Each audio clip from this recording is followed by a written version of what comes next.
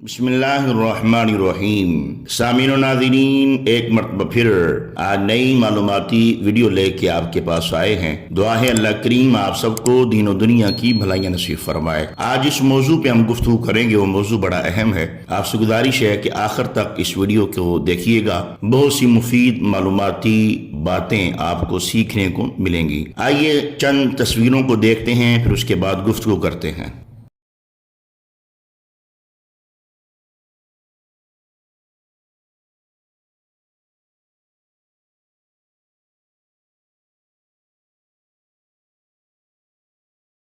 تو سامعین و ناظرین، آپ نے دیکھا چند تصویروں کے اندر کس طرح کی غلاظت بری ہے۔ تو یہ ایک انجینئر صاحب ہیں، ان کے ایک سٹوڈنٹ ہیں، انہوں نے اپنے یوٹیوب چینل پر اس طرح کی ویڈیو کو اپلوڈ کیا ہے اور عوام الناس کے ذہنوں کے اندر گمراہی پھیلانے کی ناپاک کوشش کی ہے۔ میں اس بدبخت کا نام لینا اپنی زبان پر اچھا نہیں سمجھتا۔ ظاہری بات ہے، جو ہمارے صحابہ کرام اہل بیت اطہار بالخصوص نبی پاک صلی اللہ علیہ وسلم کی ذات اور اللہ تعالیٰ کی ذات پر الزام تراشیاں کرے، بہتان بازیاں کرے، بے ادبیاں کرے، گستاخیاں کرے، اس ناہنجار کا ہم نام لینا بھی پسند نہیں کرتے۔ اس قابل نہیں ہے وہ، اس کی اتنی اوقات نہیں ہے۔ تصویر کے اندر آپ دیکھ بھی سکتے ہیں۔ اب مطالبہ کیا جا رہا ہے جی کہ ڈی سی مولوی آوے، ڈی سی صاحب مولوی لگن گے۔ اب یہ مزید دیکھیں جی، اگلی تصویر پہ لکھا تھا جی ڈی سی صاحب جمعہ پڑھاؤ، ہماری مانگیں پوری کرو، ڈی سی صاحب جمعہ پڑھاؤ۔ ایک ضلع کا جو ڈپٹی کمشنر ہوتا ہے اور پاکستان میں جو پڑھا لکھا طبقہ ہے، کیا وہ اس اہل ہے ڈی سی لیول کا جو تعلیم یافتہ طبقہ ہے کہ اپنے والد کا جنازہ پڑھا لے، جہاں اپنے والد صاحب کو غسل دے لے، جہاں وہ اپنے معاملات کو دین کے مطابق سدھار لے؟ پھر اس سے یہ توقع کیسی کہ جناب ڈی سی صاحب جمعہ پڑھاؤ، ہمیں کوئی نہیں پریشانی پڑھاؤ۔ ایک ضلع کے اندر جناب کو ہزاروں مسجدیں ہیں، ان سب سے جمعہ ختم کرا کے ایک ڈی سی صاحب جمعہ پڑھائیں تو اتنی عوام کو سنبھالنا بھی تو کسی نہ ظاہری بات ہے، کسی نہ کسی کا کوئی نہ کوئی ذمہ داری ہوگی۔ پھر مزید سنیں جی، اگلی پر لکھتے ہیں جی مولوی صاحب کو تعلیم دلاؤ۔ اب یہ جتنا بھی طبقہ ہے یہ مولویوں سے بیدار تھا، علماء سے بیدار تھا۔ ظاہری بات ہے علماء نے اسلام کی روشنیوں سے لے کر اب تک اور اب سے لے کے قیامت تک، علماء حقہ کی بات کر رہا ہوں، علماء سو نہیں۔ علماء سو تو جناب عمراء کے جوتے چاٹتے ہیں، علماء سو جو ہیں وہ تو عمراء کے جوتے چاٹتے ہیں، وہ تو عمراء کی بیٹھکوں میں بیٹھتے ہیں۔ ایک بزرگ کا قول ہے، اگر کسی عالم دین کو کسی امیر زادے کی چوکھٹ پر دیکھو تو اس کے دین پہ شک کرو۔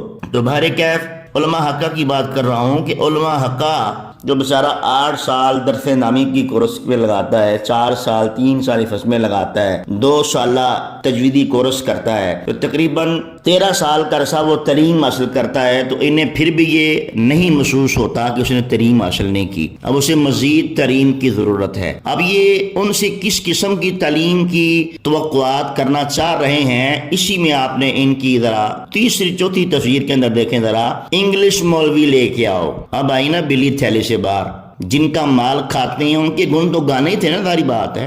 جن لوگوں نے، جن این جی او نے، جن آزاد خیال تحریکوں نے جو ان کو چندہ دیا ہوا ہے، تو انگریزوں کے چندوں میں پلتا ہے، تو یہودیوں کے چندوں میں پلتا ہے، تو کافروں کے چندوں میں پلتا ہے، اہل تشیعوں کے چندوں پہ تو پلتا ہے اور چندے دینے کی باتیں کرتا ہے۔ تو نے چندہ کس کو کیا دینا ہے؟ تیری اتنی اوقات نہیں ہے، تیری اتنی ویلیو نہیں ہے۔ انگلش مولوی لے کے آؤ جی۔ اب انگلش مولوی آ جائے گا جناب، انگلش مولوی ہیں، بلی کیسے تھیلی سے آہستہ سے دیکھیں نا، بلی تھیلے سے باہر آ رہی ہے۔ ان کا یہ پروپوگنڈا ہے کہ عوام الناس کو علماء سے بیدار کیا جائے، عوام کو علماء سے دور کیا جائے، عوام کو علماء کی خلاف کر کے جناب جو ان کے آڑے آ رہے ہیں۔ شروع اسلام سے اب تک جتنے بھی جابر و ظالم حکمران آئے ہیں، سب کے سامنے کون کھڑے ہوئے؟ ایک نظر کے اندر میں صرف آپ کو چند لمحوں میں چند باتیں بتانا چاہتا ہوں کہ جب کوئی جابر حکمران یا جابر ظالم جو دین کے اندر خرافات پیدا کرنے آیا تو حسین علیہ السلام کا غلام ٹھہرا ہے۔ یزید بدبخت نے جب دین اسلام کے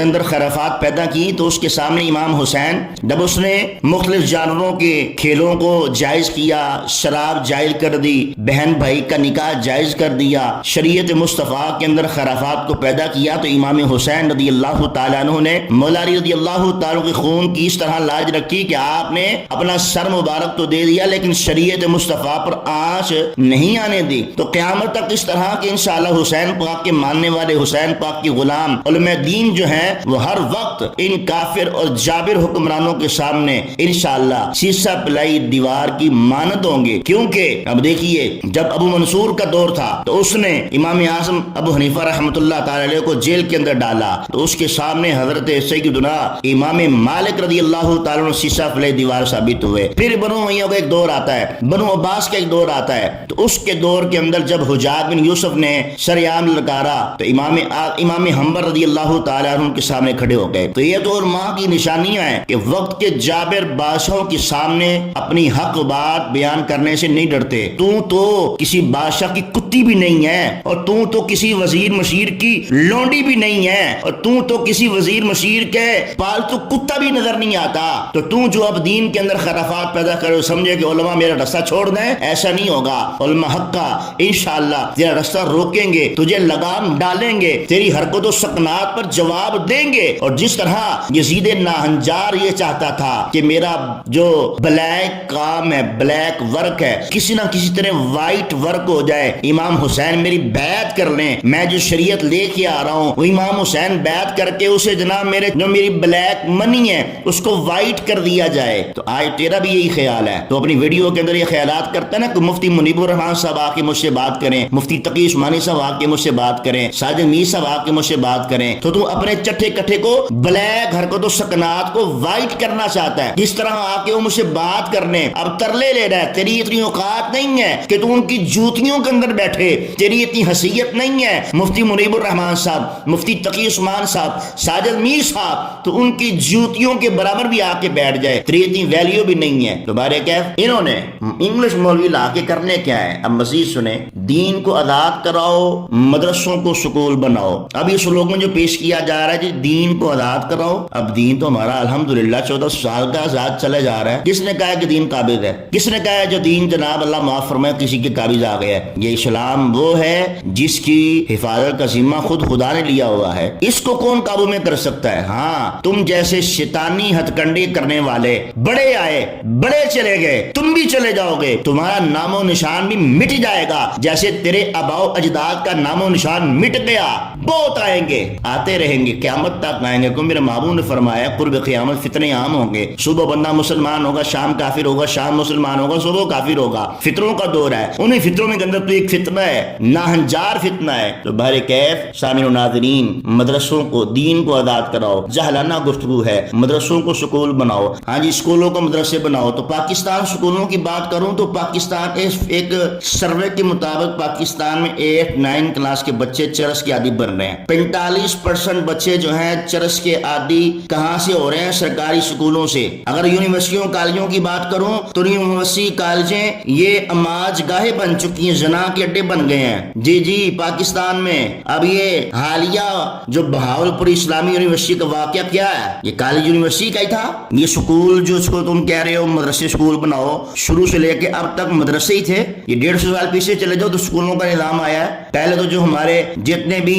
علوم و فنون تھے سارے مدرسوں سے تھے. اگر مدرسوں کی تاریخ پر نظر ڈالیں تو سب سے پہلے دار ارقم حضرت ابو بکر صدیق رضی اللہ تعالیٰ کا صحن مبارک جو چبوترا تھا وہاں دین متی کے احکامات سکھائے جاتے تھے. پھر ہجرت ہوئی تو نبی پاک صلی اللہ علیہ وسلم نے مسجد نبوی شریف بنائی. مسجد نبوی شریف کے صحن کے اندر ایک حصے کو دار الصفا کہا گیا. اصحاب الصفا جن کو نام سے مشہور ہے، تو اصحاب الصفا نے وہاں بیٹھ کے دین متی کے احکامات سیکھے. پھر اس طرح مدرسوں کا آغاز ہو گیا. آغاز چلتے چلتے مدرسے رہے اور ہمارے اسلام نے ایسے جید ممتاز سائنسدان پیدا کیے جن کا ثانی ملتا ہی نہیں ہے. یہ تو انگریز کی اور ان جیسے پٹھوں کی ملی بھگت تھی کہ ہمارے مسلم سائنسدانوں کو دنیا بھول گئی اور انگریزوں کو یاد رکھا ہوا ہے. وہ ساری تعلیم مدرسوں سے آئی تھی، کسی سکول سے نہیں آئی تھی. تو آج بھی کو بتاؤ نا کوئی ایک سکول والا ایسا ہو، کوئی ایسا پڑھا لکھا ہو جو جناب اس نے بڑا پڑھا لکھ کے ترقی کی ہو. معذرت کے ساتھ اگر آپ ترکی کی مثال دیتے ہیں تو ترکی کا جو صدر ہے وہ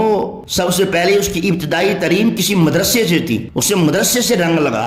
اب دنیاوی تعلیم کے ہم مخالف نہیں ہیں، نہ ہی ہم اس کو روکنے والے ہیں. ہم تو چاہتے ہیں دنیاوی علوم و فنون بھی آنا چاہیے، لیکن یہ نہیں ہوگا کہ دین کو پسے پش ڈال لو، دین کو بلا دو اور دنیا کو آگے رکھ لو. نہ فرنٹ پہ دین ہوگا. پہلے دین پھر دنیا. تو اس لیے ان معاملات سے اپنی عوام کو صرف بچانے کی غرض سے اس ویڈیو کو بنانے کا مقصد ہے، نہ کہ شر انگیزی پھیلانا. اب دیکھیں کہ دین کو آزاد کرو چلانا ہوئے تھے بھئی، دین کو آزاد کرو، بالکل حقیقت ہے. تم جیسے ناہنجار شخصوں سے دین کو آزاد ہونا چاہیے، بالکل حقیقت میں. جو اس طرح کے فتنے پسند لوگ ہیں، جو دین کو، امت کو تفریق کر رہے ہیں، جو امت کو جناب صحابہ کرام سے دور کر رہے ہیں، اولیاء کاملین سے دور کر رہے ہیں، ان کو دین سے نکالا جائے. تو میرے بھائی اس طرح کی بغاوت دین سے نہ کرو کہ تمہاری قبر باری پڑ جائے. اور جو ان کو اپنا امیر مانتے ہیں، ان کو جناب رہبر مانتے ہیں، یہ رہبر کہاں کے؟ تو سامعین و ناظرین، ہمیں علماء کی ضرورت ہے، دنیا میں بھی اور آخرت میں بھی. قیامت کے روز نبی پاک صلی اللہ علیہ وسلم فرمایا، قیامت والا دن بھی اللہ تعالیٰ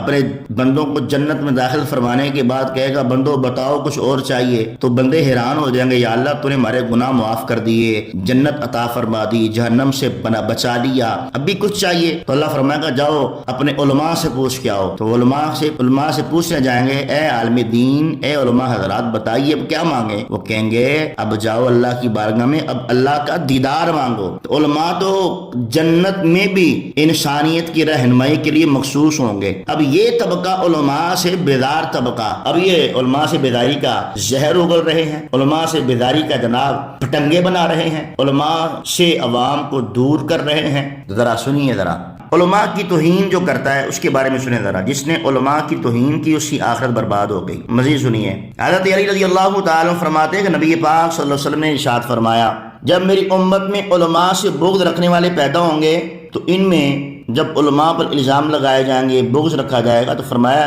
میری امت اس وقت 4 قسم کے عذاب مسلط ہوں گے. نمبر 1، قحط سالی ہو جائے گی، بادشاہ ظالم ہو جائے گا، حکام خیانت پسند ہو جائیں گے، دشمنوں کے پے در پے حملے ہوں گے. وجہ کیا تھی؟ علماء سے بغض رکھنا. مزید سنیے، علماء کی توہین جو ہے یہ اللہ تبارک و تعالیٰ بھی پسند نہیں کرتا.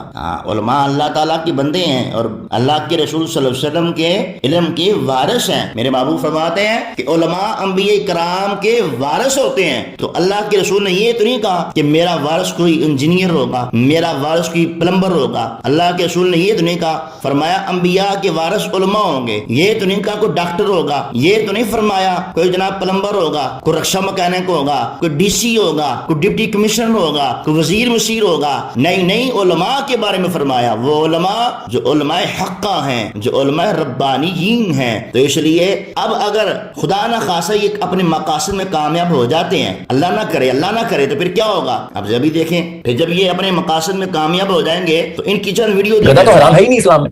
وہ الگ بات ہے، مجھے بھی پتا ہے کہ جس نے گدا بیچا ہوگا اس نے حلال کر کے نہیں بیچا ہوگا، اس نے مرا ہوا کو گدا اٹھا لیا ہوگا. ورنہ سینگ اس بات کے اوپر کوئی نہیں بات کر رہا ہے، اعتراض کرتا کہ گدا حرام ہے کہ حلال ہے. نہیں، گدا حلال ہے.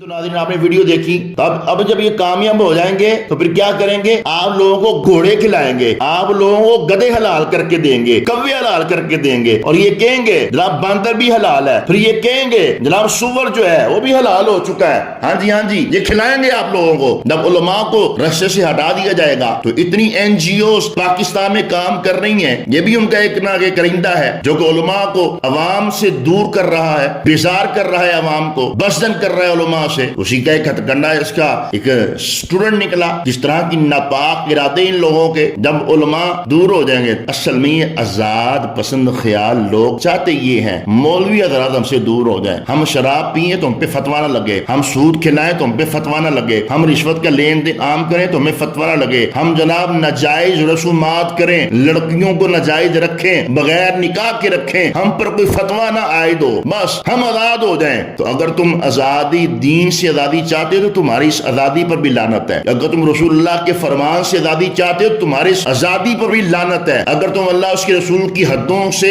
کراس کر کے اس حدوں سے آزادی چاہتے ہو تو تیری اس آزادی پر بھی لعنت ہے اور تیرے چاہنے والوں پر بھی لعنت ہے. تو سامعین و ناظرین، اس طرح کے ہتھکنڈوں سے محفوظ رہیے گا. پھر نہیں ورنہ کیا ہوگا؟ آپ کو گدھے کھلائے جائیں گے، آپ کو گدھے کی قربانی کرنا پڑے گی، گھوڑوں کی قربانی کرنا پڑے گی، پھر آپ کو جناب سور کی قربانی کرنا پڑے گی، کیونکہ جی دین تے مرزے دار گیا ہے, علماء تو ہے نہیں ہے. تو قرب قیامت میں فرمایا جب دین اس وقت اٹھ جائے گا جب علماء اس دنیا سے اٹھتے چلے جائیں گے, اس وقت دین بھی اٹھتا چلا جائے گا. تو یہی ہے نا علماء سے بیدار طبقہ. اب انہوں نے جتنے کے معاملات کیے ہوئے ہیں, الامان الحفیظ. سامعین ناظرین, آج کی معلوماتی ویڈیو ہمارا مقصد یہ تھا ہم اپنے علماء سے مضبوطی کے ساتھ اٹیچ رہیں. جتنے بھی عالم دین ہیں ہمارے سر کے تاج ہیں. ہمیں چاہیے ہم قرآن سے پڑھیں, ہم تفسیر سے جانیں, ہم عقائد و معاملات اپنے نظریات ان سے سیکھیں, نہ کہ کسی پلمبر سے, نہ کہ کسی انجینئر سے, نہ کہ کسی ناہنجار ڈاکٹر سے. اللہ کریم ہم سب کو دین و دنیا کی بھلائی نصیب فرمائے. جزاکم اللہ خیرہ. دیکھتے رہیے ون اسلامک ٹی چینل.